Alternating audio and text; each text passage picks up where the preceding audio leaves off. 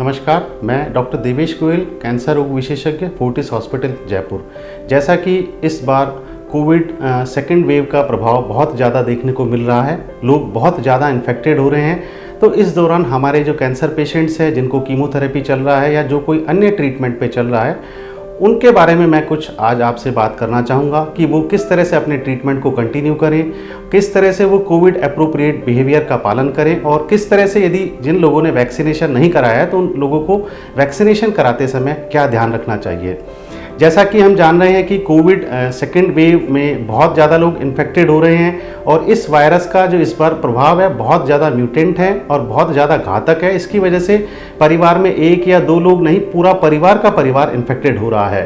तो इस वजह से हमारे कैंसर पेशेंट्स पे भी ये बहुत दिक्कतों का सामना करना पड़ रहा है। वो लोग भी पॉजिटिव होते हुए जा रहे हैं। जो लोग एक्टिवली ट्रीटमेंट ले रहे हैं या जिन लोगों का ट्रीटमेंट ऑलरेडी कंप्लीट हो गया है, उन सभी लोगों के लिए कोरोना होना एक बहुत दिक्कत का विषय बन गया है। जैसा कि हम जानते हैं कि कैंसर पेशेंट्स, उनकी इम्यूनिटी लोअर साइड होती है और वो इम्यूनो कॉम्प्रोमाइज्ड होते हैं। तो हमें किन चीज़ों का ध्यान रखना चाहिए और किन चीज़ों का ध्यान नहीं रखना चाहिए। सबसे पहले मैं यही कहना चाहूँगा कि आप सभी लोग कोविड एप्रोप्रिएट बिहेवियर का पालन करें।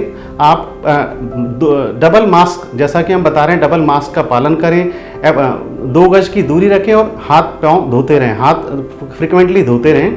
और इसके बाद यदि हम बात करें तो यदि परिवार में कोई भी मेंबर्स इन्फेक्टेड हो रहा है, सपोज यंग जनरेशन के जो लोग हैं, बच्चे हैं, वो बाहर जा रहे हैं और इन्फेक्टेड हो रहे हैं, तो आप एक निश्चित दूरी बनाए रखें बच्चों से या परिवार से, और पूरे परिवार में एक निश्चित दूरी पे एक दूरी को बनाए रखें। प्रॉपर मास्किंग का फॉलो करें और पूरे घर को वेंटिलेटेड, मतलब प्रॉपर वेंटिलेशन रखें। कोई भी खिड़की दरवाजे को अपन यदि खोल सकते हैं तो उसको खोलने का प्रयास करें।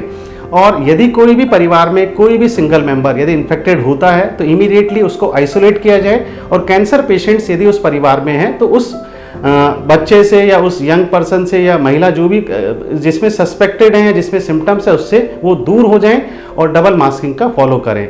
और जैसा कि मैं कहना चाहूँगा, यदि परिवार में एक लोग इन्फेक्ट हो रहे हैं तो दूसरे लोग भी हो रहे हैं और हमारे कैंसर पेशेंट्स भी फ्रिक्वेंटली इन्फेक्ट हो रहे हैं, तो उन पेशेंट्स के लिए सावधानी यही है कि इमीडिएटली वो आइसोलेट हों, डबल मास्किंग का यूज करें और अपना वो सैचुरेशन, जिसको हम पल्स ऑक्सीमीटर कहते हैं, पल्स ऑक्सीमीटर से सैचुरेशन नापते हैं, तो उससे अपने सैचुरेशन को बार बार देखते रहें।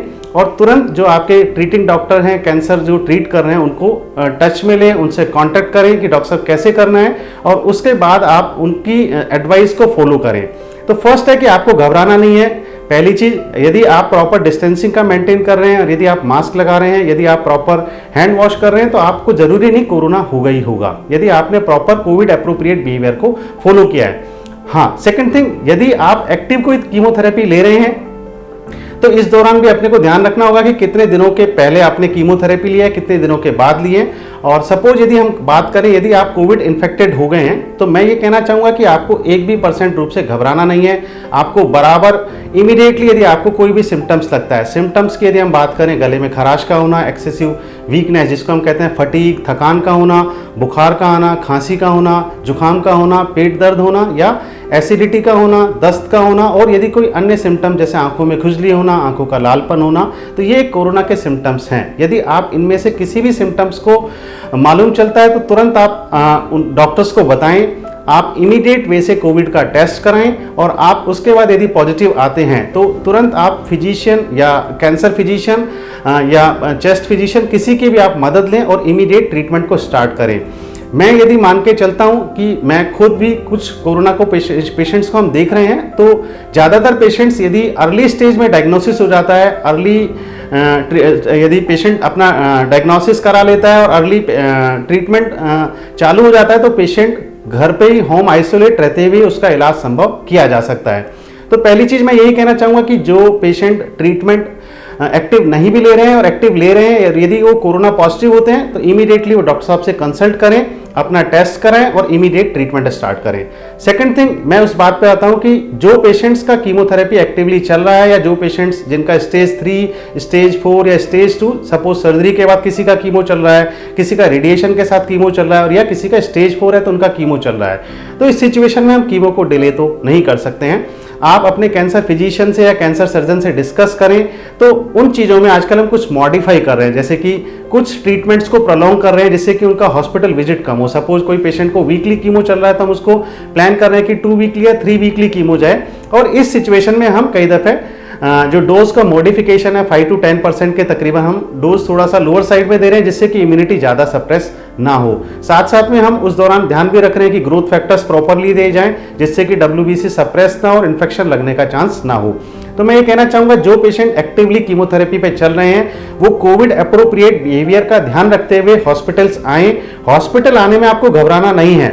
आप यदि हॉस्पिटल आते हैं तो हम एक सेफ तरीके से कोविड अप्रोप्रिएट बिहेवियर को मेंटेन करते हुए हमारे डे केयर में ऑलरेडी सभी चीज़ों का ध्यान करते हुए कीमोथेरेपी कर रहे हैं। तो आपको घबराना नहीं है कि मुझे हॉस्पिटल आऊँगा तो कोरोना तो नहीं हो जाएगा, मुझे यदि मैं हॉस्पिटल जाऊँगा, यदि मैं शहर से बाहर निकलूँगा, यदि मैं ट्रांसपोर्टेशन करूँगा तो मुझे कोरोना तो नहीं हो जाएगा। नहीं, यदि आप प्रॉपर प्रिकॉशंस ले रहे हैं, आप प्रॉपर कोविड बिहेवियर्स को फॉलो कर रहे हैं तो आपको ज़रूरी नहीं कोरोना हो ही हो।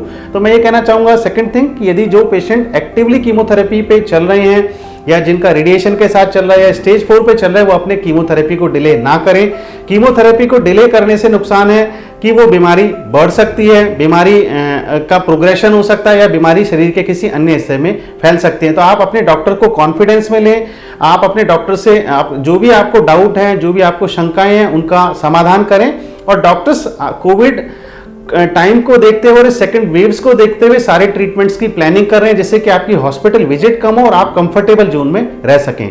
तीसरे पॉइंट पे मैं वैक्सीनेशन के लिए आना चाहूंगा कि हमारे जो कैंसर पेशेंट्स हैं उनके लिए वैक्सीनेशन पहले से 1 मार्च से चालू हो गया है कि जो 60 प्लस हैं, जिनकी एज ज़्यादा है, उनको वैक्सीनेशन पहले से ही गवर्नमेंट ने अलाउ कर दिया है। लेकिन अभी गवर्नमेंट ने 45 से नीचे अबोव ग्रुप के लिए भी वैक्सीनेशन चालू किया है। तो वैक्सीनेशन के लिए मैं कुछ पॉइंट्स आपको कहना चाहूँगा कि वैक्सीनेशन कैंसर पेशेंट के लिए सेफ है, लेकिन ये हमें डिसाइड करना है कि किस पेशेंट को कब वैक्सीनेशन देना है। सपोज यदि हम बात करें जो पेशेंट इंटेंसिव कीमोथेरेपीज में हैं, जिनको हाईली माइलोसप्रेसिव कीमोथेरेपी चल रहा है, जिनमें WBC या प्लेटलेट्स कम होने का है, तो उनमें हम एक निश्चित समय अवधि के बाद बताते हैं कि सपोज आज कीमो लगाया तो हम कहते हैं कि WBC की रिकवरी के बाद वो वैक्सीनेशन का दोनों डोज हैं वो ले सकते हैं। तो आपको आपके प्राइमरी डॉक्टर से कंसल्ट करना है कि सर मुझे वैक्सीन कब लेना है और उस ड्यूरेशन में कैसे लेना है। तो हम कुछ ही पेशेंट को मना कर रहे हैं। सपोज जो किसी पेशेंट का बोन मैरो ट्रांसप्लांटेशन हुआ हो, जिनको हाईली इम्यूनोसप्रेसिव कीमोथेरेपीज दिए हैं, उनमें हम सेलेक्टिव सिचुएशंस में और उनमें डे डिसाइड करके वैक्सीनेशन का प्लान कर रहे हैं और उन लोगों को बता रहे हैं। अदरवाइज मैं ये कहना चाहूँगा कि कैंसर पेशेंट के लिए वैक्सीनेशन बिल्कुल सेफ है और रहती है। सेकंड थिंग कि वैक्सीनेशन सर कौन सा सेफ है, कोविशील्ड वर्सेस कोवैक्सीन। तो मैं कहना चाहूँगा दोनों ही वैक्सीन, कोवैक्सीन हो या कोविशील्ड हो, दोनों ही कैंसर पेशेंट के लिए सेफ है। तो मैं आज के इस टॉक में 2 या 3 मैसेज देना चाहूँगा कि फर्स्ट कि जो पेशेंट यदि ऑब्जर्वेशन पे है, जिनका कीमो कंप्लीट हो गया है, तो वो कोविड अप्रोप्रिएट बिहेवियर को अपने घर पे मेंटेन करे। हर पेशेंट, चाहे वो एक्टिव कीमोथेरेपी पे हो, चाहे एक्टिव रेडिएशन पे हो या चाहे active post bone marrow transplantation हो, तो कोविड अप्रोप्रिएट बिहेवियर जैसे कि अपना हैंड वॉश करना, मास्क पहनना, हैंड को सैनिटाइज करना, क्राउडेड प्लेस से क्राउडेड जगह पे जाने से बचना और उससे है। सेकंड थिंग, यदि मैं कहना चाहूँगा यदि आपको एक भी सिम्टम्स कोरोना का लगता है, जैसा कि मैंने बताया बुखार का आना, खांसी का होना, कॉमन कोल्ड होना, थकान होना, गले में खराश का होना, लूज मोशन होना, तो आप इमीडिएटली हिचकिचाएं ना, उन सिम्टम्स को दबाएं ना, इमीडिएटली आप कोरोना का टेस्ट कराएं। जितना जल्दी आपका कोरोना का टेस्ट आप कराएंगे, जितना जल्दी आप ट्रीटमेंट स्टार्ट करेंगे, उतना ही सक्सेस, मतलब आपको cure rate, success means cure, मतलब आप बिल्कुल ठीक जल्द से जल्द 7 से 10 दिनों के अंदर हो जाएंगे। तो पहला सेकंड पॉइंट कि आप सिम्टम्स को छुपाएं ना, इमीडिएटली डॉक्टर साहब से मिले। थर्ड पॉइंट कि कीमोथेरेपी को अपने को डिले नहीं करना है, आप अपने कीमोथेरेपी फिजिशियन या मेडिकल ऑन्कोलॉजिस्ट से आप मिले, वो इस दौरान हर प्रिकॉशंस को देखते हुए कीमोथेरेपीज प्लान कर रहे हैं और वो टाइम जो ड्यूरेशन है उसको अवॉइड नहीं कर रहे हैं, आपको टाइम ड्यूरेशन को बढ़ा रहे हैं और आपको सेफ एनवायरनमेंट में वो कीमोथेरेपी दे रहे हैं। और अभी हम प्रॉपर सब चीज़ों को मेंटेन करते हुए, कोविड बिहेवियर को मेंटेन करते हुए यहाँ कीमोथेरेपी दे रहे हैं और कोई भी पेशेंट्स हमारे यहाँ इन्फेक्टेड नहीं हो रहे हैं।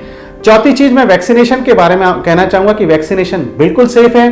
बिल्कुल सेफ है कैंसर पेशेंट्स के लिए। और ये आपको डॉक्टर्स की सलाह से ही कि हमें कीमोथेरेपी के कितने दिन के बाद या कीमोथेरेपी के किस ड्यूरेशन में कराना, ये आपको आपके ट्रीटिंग डॉक्टर से डिस्कस करना है और उसके बाद आपको वैक्सीनेशन की डोज लगवानी है। तो लास्ट में मैं बस यही कहूंगा कि सेकेंड वेव्स बड़ी घातक है आपके परिवार के लिए, सभी लोगों के लिए। आपको सेफ रहना है, घर में रहना है। आपको प्रॉपर, यदि आपको कोई भी पेशेंट मिलता है आपके घर में या कोई भी डायग्नोसिस होता है तो इमीडिएटली उसको आइसोलेट करना है, ट्रीटमेंट करना है, जिससे आप सभी लोग कोरोना से बच सकें।